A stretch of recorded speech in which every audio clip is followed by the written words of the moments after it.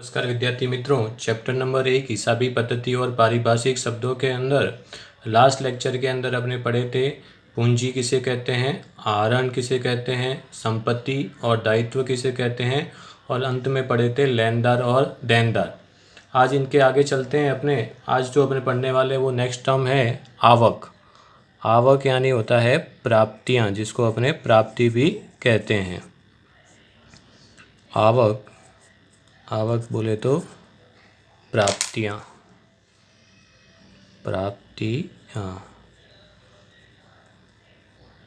प्राप्तियाँ जिसे अंग्रेजी में अपने बोलते हैं रिसिप्ट। क्या कहते हैं? रिसिप्ट। तो आवक, प्राप्ति या रिसिप्ट किसे कहते हैं उसको अपने देखते हैं। तो सामान्य अर्थ करें तो अपने ऐसा कह सकते हैं कि अमाउंट रिसीव्ड और रिसीवेबल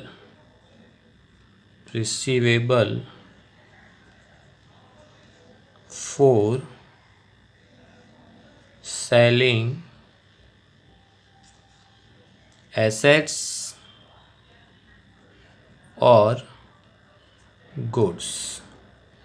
यानी संपत्ति और माल, इनको बेचकर जो रकम मिलने वाली है या मिलेगी उसे अपने क्या कहते हैं? आवक कहते हैं। सामान्य अर्थ अपने ऐसा भी कर सकते हैं कि धंधाकीय, कौन से व्यवहार? धंधाकीय व्यवहार के परिणाम स्वरूप, धंधाकीय व्यवहार के परिणाम स्वरूप जब रकम मिलती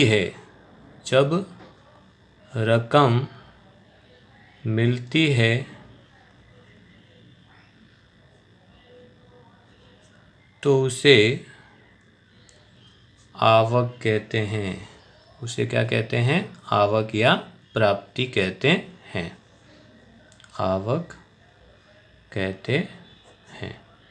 तो ये खास ध्यान रखना है आपको कि जब भी किसी भी धंधाकीय व्यवहार के परिणाम स्वरूप आपको रकम मिलने वाली हो या मिल रही हो तो उसे धंधा की क्या कहते हैं? आवक कहते हैं।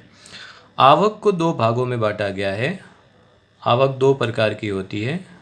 तो आवक को देखें तो there are 2 types of receipt in account. दो प्रकार की आवक अकाउंट के अंदर होती है। पहली जो है वो है पूंजीगत आवक। क्या कहते हैं इसे? पूंजीगत आवक। दूसरी जो है वो है राजस्व आवक। कौन सी आवक? राजस्व आवक। पूंजीगत आवक को अपने कहते हैं कैपिटल रिसिप्ट। क्या कहेंगे? Capital receipt. और राजस्व आय को बोलते हैं अपने, राजस्व बोले तो रेवेन्यू रिसिप्ट या रेवेन्यू इनकम। ओके। अब पूंजीगत आय और राजस्व आय होती क्या है? तो पूंजीगत आय और राजस्व आय को समझने के लिए आपको सबसे पहले एसेट्स और गुड्स क्या होता है उसको समझना पड़ेगा। तो माल और संपत्ति किसे कहते हैं उसे अपने समझते हैं। तो अपने एक उदाहरण द्वारा इसको व्यवस्थित समझते हैं। क्या समझना है कि धंधे के लिए एसेट्स और गुड्स यानी संपत्ति और माल क्या होता है। दोनों चीज़ें अलग अलग है। यदि आप संपत्ति और माल को यदि व्यवस्थित समझ पाएंगे तो पूंजीगत आय किसे कहते हैं और राजस्व आय आवक किसे कहते हैं उसे व्यवस्थित समझ पाएंगे। फॉर एग्जाम्पल, आपका फर्नीचर का क्या है? बिजनेस है। किसका बिजनेस है? फर्नीचर का। आपका क्या है? समझ लो कि फर्नीचर का एक शोरूम है, राइट है। तो उस शोरूम के अंदर आप क्या करेंगे? फर्नीचर से संबंधित वस्तुओं की, किससे संबंधित? फर्नीचर से संबंधित वस्तुओं की क्या करेंगे? बिक्री करेंगे। क्या करेंगे? बिक्री करेंगे। तो जो फर्नीचर हुआ तो वो फर्नीचर आपके लिए क्या कहलाएगा? माल कहलाएगा। ओके, आप यदि फर्नीचर का भी धंधा कर रहे हो तो फर्नीचर से संबंधित सभी वस्तुएं आपके धंधे के लिए क्या कहलाएगी? माल कहलाएगी। क्या कहलाएगी? माल कहलाएगी। चाहे आप फर्नीचर से संबंधित वस्तु खरीदो या फर्नीचर से संबंधित वस्तु बेचो तो वो आपके धंधे का क्या है? माल है। परंतु अन्य चीज़ें यानी क्या? कि ज़मीन है, मकान है, औजार है, ज़मीन है, मकान है, औजार है, जिनका पर्पस आपके रीसेल का नहीं होता है, यानी रीसेल करने का जिसका मकसद न हो, तो वह सभी धंधे के लिए क्या कहलाएगी? संपत्ति कहलाएगी। वो धंधे के लिए क्या कहलाएगी? संपत्ति कहलाएगी। राइट है। और जिसका रीसेल का मकसद हो, जिसको आपको सेलिंग करना हो, रीसेल का मकसद हो, तो वह धंधे का क्या कहलाएगा? माल कहलाएगा। क्या कहलाएगा? माल कहलाएगा। ओके, तो फर्नीचर का शोरूम हो तो फर्नीचर आपके लिए क्या है? माल है। यदि आपके मोबाइल की दुकान है, राइट है, किसकी दुकान है? मोबाइल की दुकान है, तो मोबाइल से संबंधित सभी वस्तुएं आपके धंधे के लिए क्या कहलाएगी? माल कहलाएगी। यदि आपका कंप्यूटर से संबंधित कोई दुकान है तो कंप्यूटर से रिलेटेड जितनी भी चीज़ें होगी वो आपके धंधे के लिए क्या कहलाएगी? माल कहलाएगी। क्यों? क्योंकि इन सब का मकसद आपका रीसेल का होता है, जबकि अन्य चीज़ें होती है जिसका मकसद रीसेल का ना हो तो वो धंधे के लिए क्या कहलाती है? संपत्ति कहलाएगी। ओके, तो जिनका पर्पज रीसेल का हो तो वो धंधे के लिए माल है, और जिनका पर्पज रीसेल का ना हो तो वो धंधे के लिए क्या कहलाएगी? संपत्ति कहलाएगी। तो इसी के ऊपर से अपना पूंजीगत आय और राजस्व आय का अर्थ निकलता है। तो अब अपने समझते हैं कि पूंजीगत आय किसे कहते हैं। तो आपको समझ में आ गया होगा कि धंधे के लिए माल क्या होता है और धंधे के लिए संपत्ति क्या होती है। तो सबसे पहले समझते हैं पूंजीगत आय। तो ध्यान रखो कि कभी भी धंधे में संपत्ति को बेचकर, किसको बेचकर? संपत्ति को बेचकर जो रकम मिलती हो तो उसे पूंजीगत आवक कहते हैं। यानी सभी संपत्तियों के परिणाम स्वरूप आपको जब रकम मिलती है तो वह धंधे के लिए कैपिटल रिसिप्ट कहलाती है, पूंजीगत आवक कहते हैं। क्या कहते हैं? पूंजीगत आवक कहते हैं। और राजस्व आवक का मतलब क्या हुआ? राजस्व आवक यानी क्या? तो राजस्व आवक का मतलब होता है कि जब माल को बेचकर, यानी आपका जो धंधा हो उससे संबंधित वस्तु को बेचकर क्या करे? रकम मिले, जो रकम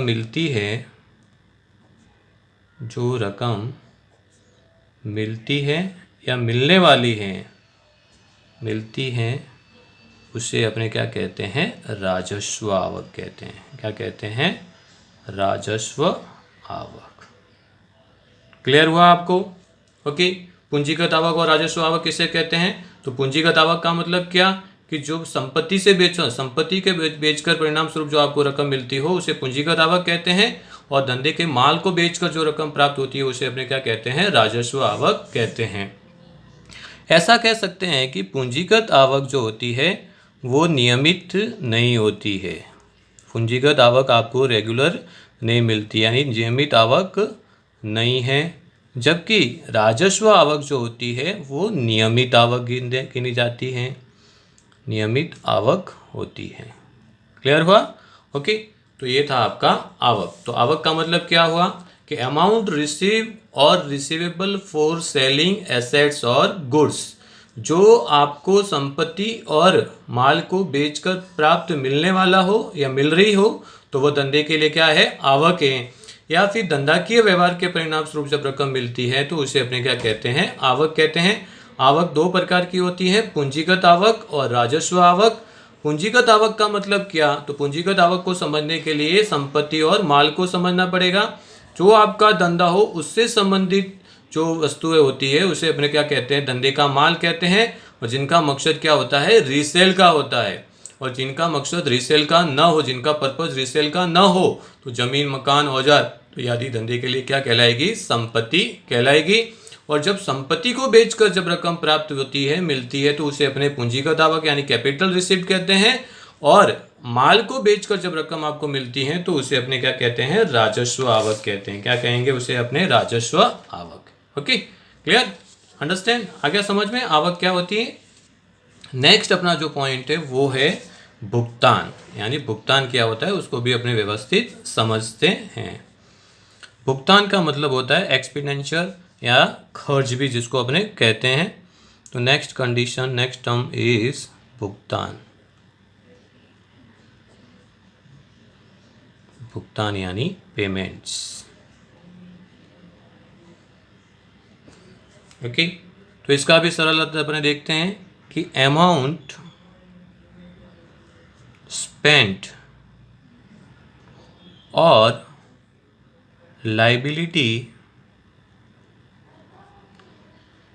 incurred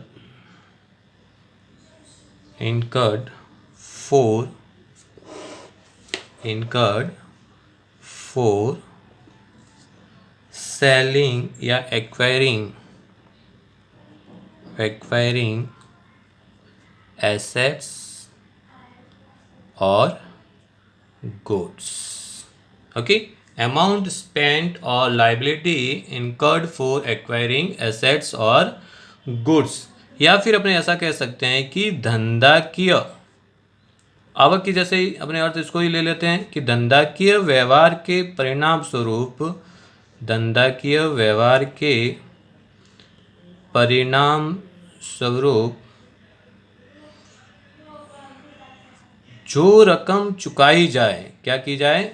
चुकाई जाए। मिलती हो तो आपने के लिए क्या है? आवक है। और जो रकम चुकाई जाती हो तो उसे भुगतान या जावक कहते हैं। क्या कहेंगे उसे? भुगतान या जावक कहते हैं। तो आपके धंधे के अंदर जो व्यवहार हो रहे हैं उसके परिणाम स्वरूप जो रकम क्या की जाए? चुकाई जाती है हो तो उसे अपने क्या कहेंगे? जावक कहेंगे। और जो रकम आपको क्या हो रही हो? मिल रही हो, क्या कर रही हो? मिलती हो, तो उसे अपने क्या कहते हैं? आवक कहते हैं। क्या कहते हैं? आवक कहते हैं। क्लियर हुआ? खर्च के भी दो प्रकार, यानी भुगतान के भी कितने प्रकार हैं? दो प्रकार है। There are two types of payments in account. पहला जो खर्च है वो है पूंजीगत खर्च। कौन सा खर्च? पूंजीगत खर्च। और दूसरा जो खर्च है वो है राजस्व खर्च। कौन सा खर्च? राजस्व खर्च। तीसरा एक और प्रकार है इसका प्रसारित महसूली खर्च, जिसको अपने बाद में देखेंगे। अभी महत्व के कितने आवक जावक के प्रकार हैं? दो, पूंजीगत खर्च और राजस्व खर्च, राइट? कैपिटल पेमेंट्स और रेवेन्यू पेमेंट्स, राइट? तो पूंजीगत खर्च का मतलब क्या होता है कि जब संपत्ति खरीदी जाए, सेम टू सेम उसी की तरह है, संपत्ति खरीदते समय जो खर्च किया जाता है, जो रकम चुकाई जाती है, उसे अपने क्या कहते हैं? पूंजीगत खर्च कहते हैं। या फिर जो धंधे के लिए बड़े खर्च हैं, यानी ह्यूज एक्सपेंस हो, खर्च हो, बड़े खर्च हो, तो वह अपने लिए क्या कहलाता है? पूंजीगत खर्च कहलाता है। या फिर अपने ऐसे कह सकते हैं कि जिन खर्चों का लाभ एक साल से अधिक समय के लिए मिलता हो, एक साल से अधिक समय के लिए मिल रहा हो, अधिक समय के लिए मिले तो वह सभी खर्च कैसे गिनाएंगे? पूंजीगत खर्च गिनाएंगे। और खास ध्यान रखना है कि जैसे पूंजीगत आवक भी नियमित आवक नहीं है, इसी प्रकार पूंजीगत खर्च भी नियमित नहीं होते हैं। ये खर्च भी क्या होते हैं? नियमित नहीं होते, दीर्घकालीन समय के लिए होते हैं, नियमित खर्च नहीं है। ओके, तो पूंजीगत खर्च यानी कैसे खर्च? संपत्ति की खरीदी के समय जो खर्च होते हैं उसे अपने क्या कहते हैं? पूंजीगत खर्च कहते हैं। ऐसे खर्च बड़े खर्च होते हैं, उसकी अमाउंट जो होती है वो ह्यूज अमाउंट होती है, और इन खर्च का लाभ एक से अधिक साल के लिए क्या है? आपको मिलता है, और ये नियमित खर्च नहीं है। समझ रहे हो? ये खर्च नियमित कहलाते नहीं है। फॉर एग्जाम्पल आपने मकान खरीदा तो उसका लाभ आपको लंबे समय के लिए मिलता है। जमीन आपने खरीदी तो उसका लाभ आपको क्या करता है, लंबे समय के लिए मिलता है। तो इसके लिए उसको क्या कहते हैं, पूंजीगत खर्च कहते हैं, और ये खर्च नियमित खर्च कहलाते नहीं है। राजस्व खर्च क्या है कि जब आप माल खरीदें तो माल की खरीदी करते समय होने वाले खर्चों को अपने क्या कहते हैं, राजस्व खर्च कहते हैं। संपत्ति की खरीदी करते समय होने वाले खर्चों को पूंजीगत खर्च कहते हैं। दूसरा, जिनका बेनिफिट यानी जिनका लाभ 1 साल तक मिलता हो, 1 साल में ही क्या हो रहा हो, खत्म हो जा रहा हो, 1 साल में ही खत्म हो रहा हो, यानी जिनका बेनिफिट आपको सिर्फ और सिर्फ 1 साल या उससे कम समय के लिए मिले तो उसे अपने क्या कहते हैं, राजस्व खर्च कहते हैं। यह खर्च क्या होते हैं, नियमित होते हैं। नियमित रूप से इन खर्चों को किया जाता है, नियमित रूप से किए जाते हैं। देखें कैसे, जैसे आपने क्या किया, रेंट पेड, आपने भाड़ा चुकाया, या फिर वेजिस पेड या मजदूरी चुकाई। तो रेंट और वेजिस का आपको फायदा कितना समय तक मिलेगा, उसका बेनिफिट आपको कितने समय तक मिलता है, 1 साल के लिए मिलता है। आफ्टर 1 ईयर या आफ्टर समटाइम्स आपको क्या करना पड़ता है, रेंट चुकाना पड़ता है, वेजिस चुकानी पड़ती है। इसलिए ऐसे खर्चों को अपने राजस्व खर्च कहते हैं। ओके, तो इन शॉर्ट आपको ये याद रखना है कि धंधाकीय व्यवहार के परिणाम स्वरूप जो रकम आपने चुकाई जाती है उसे भुगतान या जावक कहते हैं। जावक कितने प्रकार की होती है, खर्च 2 प्रकार के, पूंजीगत खर्च, राजस्व खर्च। संपत्ति खरीदी समय होने वाले खर्चों को पूंजीगत खर्च कहते हैं, माल की खरीदी होने वाले खर्चों को राजस्व खर्च कहते हैं। इनकी जो अमाउंट होती है वो ह्यूज अमाउंट होती है, बड़ी अमाउंट होती है। ये जो खर्च होते हैं वो छोटे खर्च हैं, राइट है। इनका लाभ आपको 1 साल से अधिक समय के लिए, लंबे समय के लिए मिलता है, दीर्घकालीन समय के लिए मिलता है, और इनका लाभ आपको 1 साल के अंदर क्या हो जाता है, खत्म हो जाता है। यह खर्च नियमित नहीं होते, यह खर्च नियमित होते हैं। क्लियर? ओके, तो ये था आपका भुगतान, समझ में आ गया। भुगतान के बाद अपने को जो पढ़ना है वो है बट्टा। ओके, तो बट्टा क्या होता है, डिस्काउंट क्या होता है, उसको भी अपने व्यवस्थित समझ लेते हैं उदाहरण के साथ। तो नेक्स्ट जो पॉइंट है वो है बटा, बटाव जिसको बोलते हैं। तो बटाव का मतलब अपने देखने जाएं तो बटाव का मतलब होता है धंधे की खरीदी और बिक्री के समय मिलने वाली छूट को अपने क्या कहते हैं, बट्टा कहते हैं। क्या कहेंगे अपने, माल की खरीदी या बिक्री करते समय, माल की खरीदी या बिक्री करते समय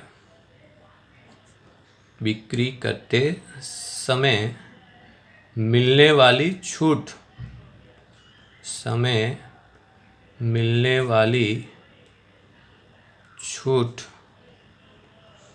अर्थात बट्टा। ओके, सिंपल अपने ऐसा कह सकते हैं कि माल की खरीदी और बिक्री करते समय जो आपको छूट मिलती है उसे अपने क्या कहते हैं, बट्टा कहते हैं, राइट। बट्टा के भी 2 प्रकार हैं, there are 2 types of discount. एक होता है आपका नकद बट्टा, क्या होता है, नकद बट्टा, और एक होता है आपका व्यापारी बट्टा। कौन सा बट्टा, व्यापारी बट्टा। अब नकद बट्टा और व्यापारी बट्टा क्या होता है, तो नकद बट्टे को अपने क्या कहते हैं अंग्रेजी के अंदर, कैश डिस्काउंट, कैश डिस्काउंट, और व्यापारी बट्टा का मतलब होता है ट्रेड डिस्काउंट। क्या कहेंगे अपने, ट्रेड डिस्काउंट। क्लियर? तो नकद बट्टा और व्यापारी बट्टा को समझने के लिए फॉर एग्जांपल अपने एक उदाहरण ले लेते हैं। फॉर एग्जांपल आपके 1 किलो का भाव, आप मानो कि आप कोई वस्तु खरीद रहे हो या बेच रहे हो, तो 1 किलो का भाव कितना है, 20 रुपये। कितना है, 20 रुपये है। अब आप क्या कर रहे हो, सामने वाले को बोल रहे हो कि मैं 100 किलो खरीदने के लिए क्या है, तैयार हूँ। क्या है, 100 रुपये खरीदने के लिए क्या हूँ, तैयार हूँ। तो आप सामने वाले को बोल रहे हो कि यदि 1 किलो का भाव 20 रुपये है तो यदि मैं 100 किलो परचेज करूँ तो आप मुझे कितने रुपए में दोगे। तो वो थोड़ी देर विचार के बोलता है कि मैं आपको ये क्या दूंगा, 16 रुपये में दूंगा। कितने रुपए में दूंगा, 16 रुपये में दूंगा। तो यदि व्यापारी 1 किलो के भाव से खरीदता है तो 100 किलो का कितना हुआ, तो 100 × 20 यानी कितना रुपया पेड करना पड़ेगा आपको, 2000 रुपये। ओके, अब क्या कर रहा है वो, 1 किलो का भाव 20 रुपये था, पर आप 100 किलो जब परचेज कर रहे हो तो वो उसका भाव कितना कर दिया आपको, 16 रुपये कर दिया। तो 100 गुणे 16 करें तो कितना हो गया, ये 1600 रुपये हुआ। यानी सीधा सीधा आपको 400 रुपये आपने क्या किया, कम चुकाया। 400 रुपये क्या किया आपने, कम चुकाया। तो ये जो 400 रुपये हैं वो कौन सा बट्टा है, व्यापारी बट्टा है। कौन सा बट्टा है, व्यापारी बट्टा है। जब वस्तु बल्क में खरीदी जाए, किस में खरीदी जाए, बल्क में खरीदी जाए, तो उस समय जो मिलने वाला, ओके, जब जत्थाबंद वस्तु खरीदी जाए तो उस समय जो मिलने वाला बट्टा को अपने व्यापारी बट्टा कहते हैं। ओके, इसी को अपने आगे चलते हैं कि अब आपने क्या किया, 1 किलो के बदले जब आप 100 किलो परचेज करते हो तो वस्तु आपको कितने में पड़ रही है, 1600 रुपये में पड़ रही है। अब आप तुरंत व्यापारी को कह रहे हो कि यार मैं 1 किलो माल अगर आप बेचोगे और 100 किलो बेचोगे तो 20-20 रुपये में तो बहुत टाइम लग जाएगा आपको, तो मैं क्या कर रहा हूँ, 100 किलो एक साथ खरीद रहा हूँ, राइट है। तो ये बताओ कि मुझे 1600 के बदले कितना रुपया देना पड़ेगा। तो व्यापारी थोड़ा सोच के बोलता है कि चलो आप 100 किलो साथ में परचेज कर रहे हो तो आप 1600 के बदले कितना दो, 1500 रुपये दो। कितना रुपये दो, 1500 रुपये दो। तो राइट है, तो अब देना कितना था आपको, 1600, अब कितना दे रहे हो आप, 1500। यानी आपको क्या हुआ, 100 रुपये का बट्टा मिला। कितना बट्टा मिला, 100 रुपये का। तो ये जो 100 रुपये का बट्टा है वो आपका क्या है, नकद बट्टा है। क्लियर, समझ में आया।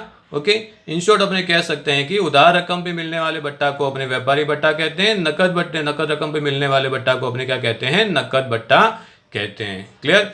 तो यहाँ 100 रुपये क्या हुआ आपका, कैश डिस्काउंट हुआ। 400 रुपये जो क्या है आपका व्यापारी बट्टा है। दूसरी चीज़ें खास ध्यान रखनी है कि व्यापारी बट्टा को अपने हिसाब में लेखा नहीं करते, यानी व्यापारी बट्टा को अपने लिखते नहीं है। जबकि नकद बट्टा क्या किया जाता है, घटाया भी जाता है और लिखा भी जाता है। उसको लिखते भी हैं और घटाते भी हैं। क्लियर। ओके, तो ये था आपका नकद बट्टा और व्यापारी बट्टा। इसी के ऊपर से अपने दिया बट्टा और मिला बट्टा को भी समझ लेते हैं ताकि और ज़्यादा अपने को समझ में आए दिया बट्टा क्या होता है, व्यापारी बट्टा क्या होता है। फॉर एग्जाम्पल, आपने क्या किया, रमेश को, किसको, रमेश को 20,000 का माल बेचा। कितने का माल बेचा है, 20,000 का। फॉर एग्जाम्पल, रमेश को आपने 20,000 का क्या किया, माल बेचा हो। क्या किया आपने, रमेश को 20,000 का माल बेचा। तो उस समय रमेश को जब आपने 20,000 का माल बेचा तो रमेश को आपने कहा कि रमेश, यदि आप 10 दिन के अंदर इस माल की पूरी कीमत चुका देते हो तो मैं आपको क्या करूँगा, 1,000 रुपये का बट्टा दूंगा। यानी रमेश को क्या कंडीशन दिया आपने कि रमेश को जो 20,000 का माल बेचा है तो 10 दिन के लिए बेचा है, तो रमेश को आपने कहा कि रमेश, अगर आप 10 दिन के अंदर आप माल की पूरी कीमत मुझे दे देते हो, राइट है, तो मैं आपको 1,000 का क्या दूंगा, बट्टा दूंगा। यानी 1,000 क्या आपको मिला, बट्टा मिला, राइट है। तो यहाँ आपने क्या किया है, 20,000 के बदले रमेश को 1,000 कम देने के लिए बोले, यानी आपके पास रकम कितनी मिलेगी, 19,000। रमेश आपको कितना चुकाएगा, 19,000 चुकाएगा। ओके, मिलना कितना चाहिए था आपको, 20,000, उसके बदले रमेश के पास से आपको कितना मिल रहा है, 19,000। तो बट्टा कितना हुआ, 1,000। पर यहाँ आपको क्या हो रहा है, उतना नुकसान हो रहा है। यानी आप क्या कर रहे हो, रमेश को बट्टा दे रहे हो, तो इसको अपने कहते हैं दिया बट्टा। कौन सा बट्टा कहेंगे, दिया बट्टा कहेंगे। क्लियर, समझ में आया। तो माल की बिक्री के समय जो बट्टा दिया जाता है, राइट है, तो उसको अपने दिया बट्टा कहते हैं। और दिया बट्टा जो है वो आपके लिए क्या है, खर्च है। क्या है, आपके लिए खर्च है। Okay, discount allowed is expense of your business. Clear. दूसरा अपने उदाहरण समझते हैं कि फॉर एग्जाम्पल, जयेश के पास से आपने क्या किया, 10,000 का माल खरीदा है। क्या किया है, जयेश के पास से आपने 10,000 का माल खरीदा, राइट। और ख़रीदते समय आपने सामने वाली पार्टी ने कहा कि यदि आप 10,000 रुपये उसको चुका देते हो तो वो आपको क्या करेगा, 500 रुपये कम चुकाने कर पड़ेंगे। यानी आपको कितने चुकाने पड़ेंगे, 9,500 ही चुकाने पड़ेंगे। किसको, जयेश के पास से खरीदा तो जयेश को। यहाँ आप क्या कर रहे हो, जयेश को 10,000 चुकाने के बदले कितना चुका रहे हो, 9,500 ही चुका रहे हो। यानी 500 जो बट्टा मिला वो कौन सा बट्टा हुआ, आपका मिला बट्टा हुआ। यानी आपको बट्टा क्या कर रहा है, मिल रहा है। तो उधार खरीदी करते समय, खरीदी के समय जो बट्टा मिलता है उसको अपने क्या कहते हैं, मिला बट्टा कहते हैं। किसके समय, खरीदी के समय। और बिक्री के समय जो बट्टा मिलता है उसको अपने क्या कहते हैं, दिया बट्टा कहते हैं। राइट। मिला बट्टा आपके लिए क्या है, आवक है, उपज है, राइट है, आय है आपके लिए। और दिया बट्टा अपने लिए क्या है, खर्च है। क्लियर। इन शॉर्ट आपको ये याद रखना है कि जब भी अपने माल बेचते हैं तो सामने वाले से अपने को क्या है, रकम कम मिलती है, बट्टा सामने वाले को अपने क्या करते हैं, देते हैं, तो वो दिया बट्टा हुआ। और जब आप माल खरीदते हो तो आप क्या करते हो, सामने वाले को कम रकम चुकाते हो, तो उस समय आपको बट्टा मिलता है। तो दिया बट्टा अपने लिए क्या है, खर्च है, मिला बट्टा अपने लिए क्या है, आवक है। ओके। नेक्स्ट जो कंडीशन है वो है उधार खरीदी और उधार बिक्री। इसको भी अपने समझ लेते हैं, या फिर खरीदी और बिक्री किसे कहते हैं। यहाँ अपने समझ लेते हैं खरीदी किसे कहते हैं और बिक्री किसे कहते हैं। तो यहाँ सिंपल सा याद रखने का कि धंधे का मालिक जो धंधा करता हो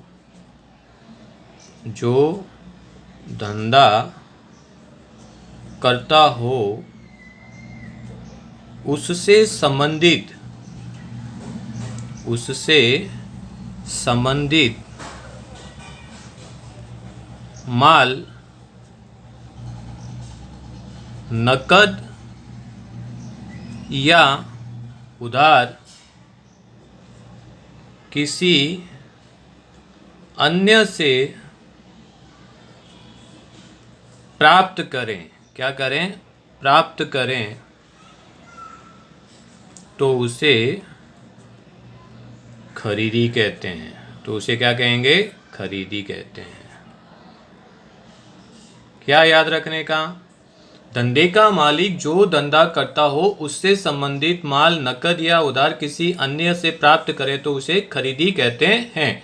फॉर एग्जाम्पल आपकी स्टेशनरी की दुकान हो, राइट है, तो स्टेशनरी से रिलेटेड आप जो भी माल किसी अन्य व्यक्ति से क्या करते हैं, प्राप्त करते हैं। यदि वो नकद प्राप्त करते हैं तो नकद खरीदी हुई, यदि उधार प्राप्त करते हैं तो वो उधार खरीदी हुई। तो स्टेशनरी से संबंधित आप माल किसी अन्य व्यक्ति से प्राप्त करें तो उसे अपने क्या कहेंगे, खरीदी कहेंगे। बिक्री का भी ऐसा ही अर्थ है, राइट है, सेल्स, बिक्री यानी सेल्स। धंधे का मालिक जो धंधा करता हो,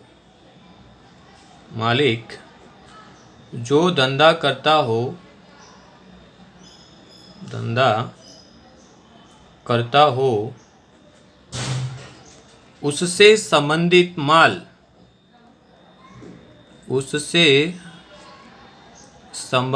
माल नकद या उधार किसी अन्य को दें, किसी अन्य को क्या करें, दें, तो उसे बिक्री कहते हैं। तो उसे क्या कहेंगे, बिक्री कहते हैं।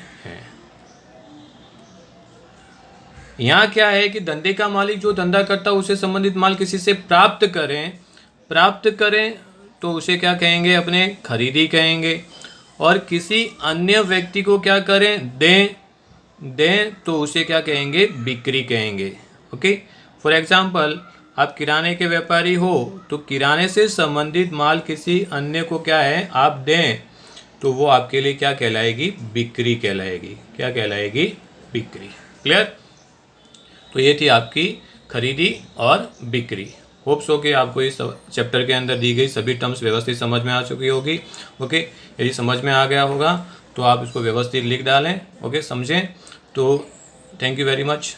जय हिंद, जय भारत, स्वस्थ रहिए, मस्त रहिए।